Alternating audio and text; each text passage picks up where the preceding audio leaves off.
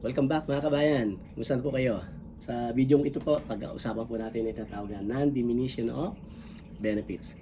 Sa ating pong mga manggagawa, sa ating pong mga empleyado, mahalaga po sa atin na maproteksyonan natin kung ano yung ating sources of income, mga benepisyong tinatanggap po natin. Siyempre, pagka po may tinanggal dyan, teka muna, dapat ba, tama ba yung pagkakatanggal? So, yan po ang tatalakayin natin sa video ito.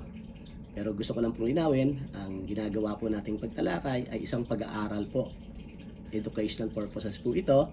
Hindi po ito dapat i-consider bilang isang legal opinion or legal advice. Kasi po yung legal opinion or legal advice, yan po ay ibinibigay specifically to particular situation. At suggestion ko po sa inyo, kung meron po kayong particular na suliranin o problema, ay kumonsulta po kayo sa isang abogado para po ma-explain po ninyo yung inyong problema, yung facts surrounding do sa problema po ninyo, upang mabigyan po kayo ng appropriate legal advice po ng abogadong makakausap po ninyo. So balikan po natin yung ating topic, non-diminution of benefit. Ano po ba yung definition nito? Ang definition po ng non-diminution benefits is a prohibition imposed by law on employers from eliminating or reducing the benefits received by their employees as a result of an express policy, a written contract, or those that ripen into a practice. Kinulayan ko po ng pula yung ripen into a practice kasi dito po madalas nagkakaroon ng controversy or issue. Dito madalas nagkakaroon ng away. Kasi po madali nating malaman kung merong diminution of benefits doon sa benefits provided by express policy. Kasi express policy po yan, guidelines po yan ng kumpanya. Halimbawa po, sabi ng kumpanya, ang benefit na dapat ibigay o na ibinibigay sa mga empleyado ay 1, 2, 3, 4, 5. Pag may tinanggal, obvious na obvious, kita natin. Teka, bakit 4 lang yung natatanggap natin? Sabi 1, 2, 3, 4, 5. Obvious na kagad. So, meron ng diminution of benefits ba yun? Pwede. Kasi nabawasan ng isa yung 5. Ganon din po doon sa written contract. Ano po ba yung mga written contract? Pwede yung employment agreement o yung employment contract. O kaya po, nandiyan yung CBA, CNA, yung mga may union, yung collective bargaining agreement or yung collective negotiation agreement. So doon po sa mga agreement yan, pwedeng nakalagay, ang benefit na dapat entitled ang empleyado ay ABCDE. So pag may tinanggal na isa, obvious to obvious, makikita natin kagad kung may tinanggal. At doon natin masasabi, teka muna, ito bang pagkakatanggal ay magkakaroon ng diminution of benefits or ito bang pagkakatanggal ay violation doon sa prohibition against non-diminution of benefits? Doon po natin makikita yon. Ang crucial po ay itong pangatlo, yung ripen into a practice. Kasi usually po, walang express policy, walang written agreement dyan. So, ito po yung hihimayin natin as we go along. But first, tingnan po natin, saan magaling itong prinsipyo o itong prohibition na to against non-diminution of benefits? Yan po ay galing sa Labor Code, primarily sa Labor Code. Yung tinatawag na Presidential Decree 442 as amended. Ito po yung Labor Code of the Philippines. Doon po sa Article 100, nakalagay po doon, prohibition against elimination or diminution of benefits. Sabi po diyan, nothing in this book, diyan po sa batas na yan, shall be construed to eliminate, diminish, supplements, or other employee benefits being enjoyed by the employee at the time of the promulgation of the law. So, bawal daw pong i-eliminate, tanggalin, diminish, bawasan yung mga existing benefit na tinatanggap ng empleyado noong time na inilabas itong batas na ito. So, yan po yung unang provision. Pangalawang provision po, Article 127. Yan po, literal nakalagay. Non-diminution of benefits. Sabi po dyan, no wage order shall be issued by any regional wage boards where the wage rate shall be lower than the minimum wage rate established by Congress. So, bawal po magpasa ng resolusyon, ng order ang Regional Wage Board na magre-resulta na yung minimum wage ay mas mababa kesa doon sa itinatadhana ng batas na ipinasa ng Kongreso. Ano pa po ang source ng ating non-diminution of benefits? Article 276 Ito po specifically binanggit government employees. Alam po natin na ang mga manggagawa ng pamahalaan o ng gobyerno, pati na yung mga government-owned or controlled corporations ay saklaw ng civil service law at saka yung mga rules and regulations nila. Ngunit, tingnan po ninyo yung nakapula.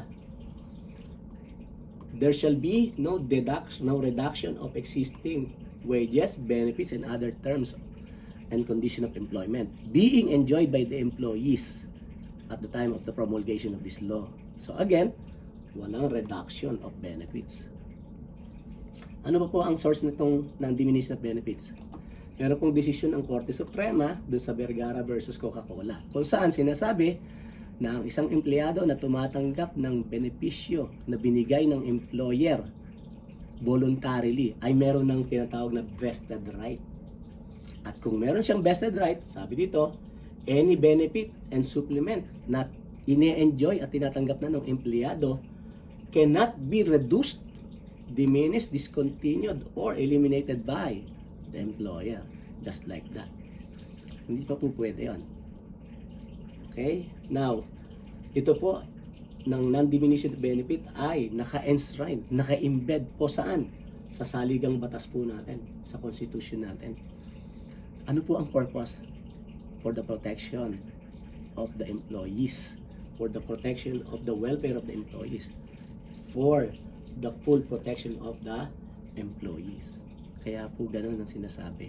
In fact, sa Article 4 po ng Labor Code, binanggit po doon, all doubts, in case of doubt in the interpretation of any labor law or any law pertaining to labor, it shall be interpreted in favor of the employees. So kung meron pong doubts, ano ba dapat ito? Pabor ba dapat ito sa employer o pabor ba dapat ito sa employee? Ang sabi po, shall be rendered in favor of labor. Yung pong labor in favor of the employee. So yan po sinabi nung Supreme Court do sa case ng Vergara. Marami pa pong ibang decision ng Supreme Court kung saan tinatalakay po yung non-diminution of benefits. Yan po yan. Balikan po natin yung definition.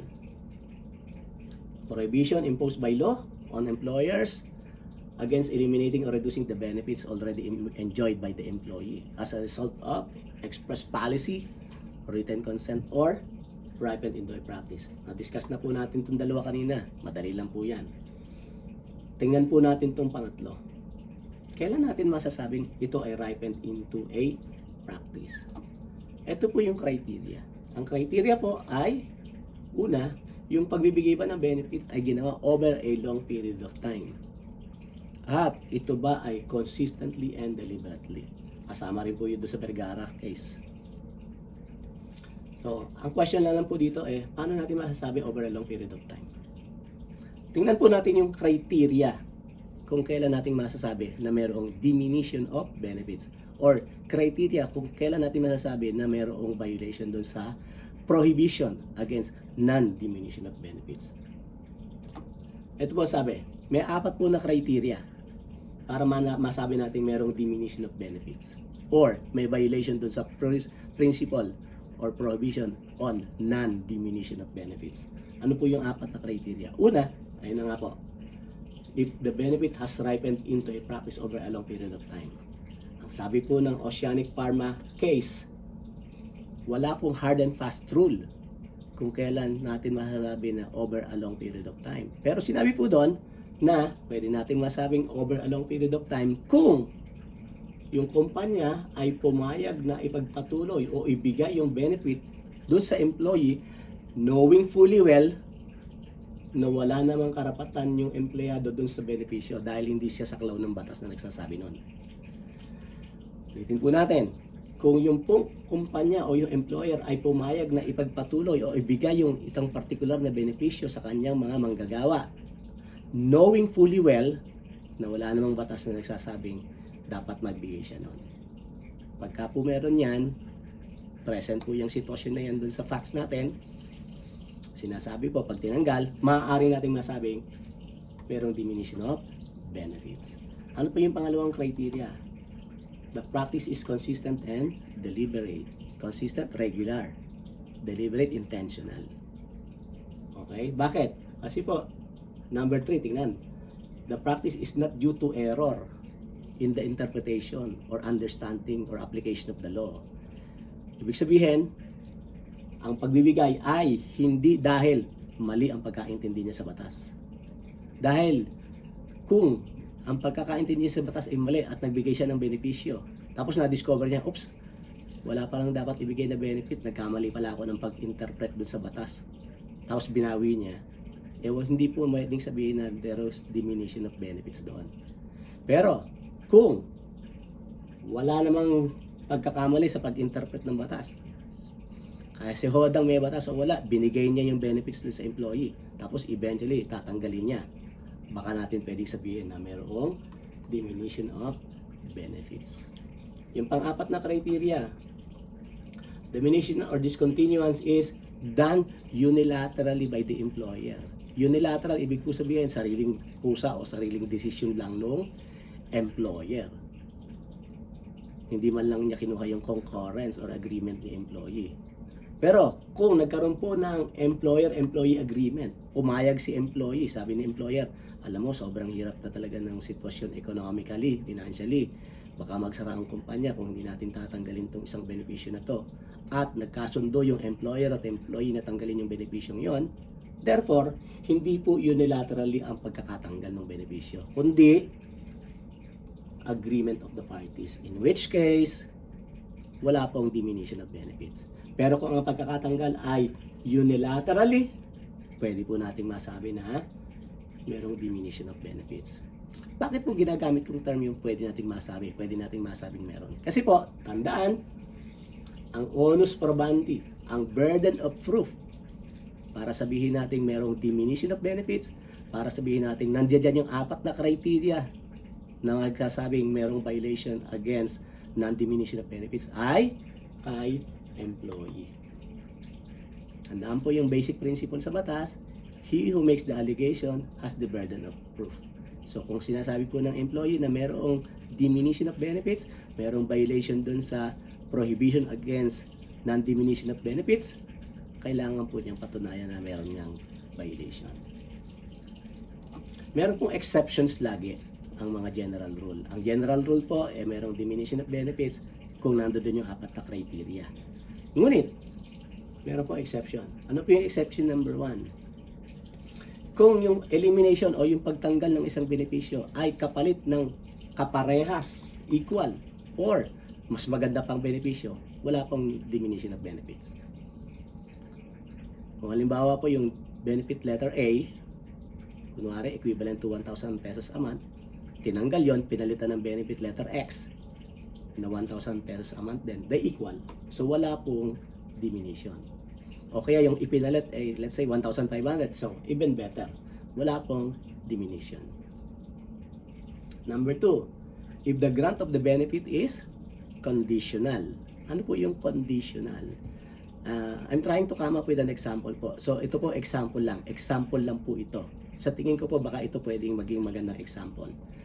Ngayon po, as a result of the pandemic, mapakahirap pong magbiyahe papunta sa ating mga trabaho. Dahil po very limited po yung public transport. Tapos may public transport nga, limited yung occupancy. Yung riding public, meron pong limits, meron pong certain percentage lang ang pwedeng sumakay. Kaya nahihirapan po yung ating mga manggagawa na pumasok sa kanilang trabaho. Halimbawa po, sabi ng employer, para makatulong ako sa aking mga empleyado, para makapasok sila sa kanilang trabaho, nag-provide siya kunwari po ng transportation allowance para yung mga tauhan niya makakuha ng TNBS ba yun, yung Transport Network Service, parang ganun, na magbubuk lang sila sa internet para makakuha sila ng private transportation papunta sa kanilang mga trabaho. So, yan po yung ibinigay na benefit. Conditional upon what? Doon sa existing economic at restrictions na tungkol sa public transport. Kaya po kung halimbawa, bumalik na po sa normal, let's say after 2-3 years, bumalik na sa normal, at sabi ng employer, tanggalin na natin yung transportation allowance. Pwede po nating masabi na hindi po nagkaroon ng diminution of benefits kasi yung pagkakabigay ng benefit na yon, yung transportation allowance na yon ay conditional doon sa prevailing situation natin as a result of the pandemic. Maaari pong mali ako, pero sa tingin ko po, for purposes of discussion, yun po ay isang magandang example. Yung pong pangatlo, again, kung ang pagkakabigay po ng benefit ay dahil nagkamali si employer sa pag-intindi, sa pag-apply, sa pag-interpreta ng batas, at nung nalaman niya mali ang kanyang interpretation, binawi niya kaagad at kinorek niya yung mistake niya. So, yun po ay hindi natin masasabing diminution of benefits. So, balikan po natin yung diminution of benefits, yung 4 na criteria. Again, ito po, i-apply natin kung ito ay patungkol doon sa benefit na nag-ripen into a practice over a long period of time. Pangalawa, kung ang practice ay consistent and deliberate. Pangatlo, kung ang practice is not due to error in the construction or application of the law. And 4, if the diminution or discontinuance is done unilaterally by the employer. If all of these 4 are present, pwede po natin masabi na, teka muna, mukhang merong diminution of benefits. Mukhang merong violation doon sa principle of non-diminution of benefits. In which case, the burden of proving it is on the employee. Kailangan niya ngayong patunayan that there is or there was a diminution of benefits. There is or there was a violation on the prohibition on non-diminution of benefits. So, yan po importanteng matandaan. Sana po, ako'y maasa na sana po meron po tayong natutunan sa video ito at makatulong po sa ating pang-araw-araw na pamumuhay. At kagaya po ng dati, ito po ulit ang inyong kaibigan na nagsasabi, pa-like, pa-share, pa-subscribe po para mas marami tayong marating na mga kababayan at marami tayong makasama sa ating pagtalakay. At kagaya po ng dati, kung meron po kayong katanungan na gusto nyo malaman ng kasagutan, edi pag-aralan po natin. Salamat po!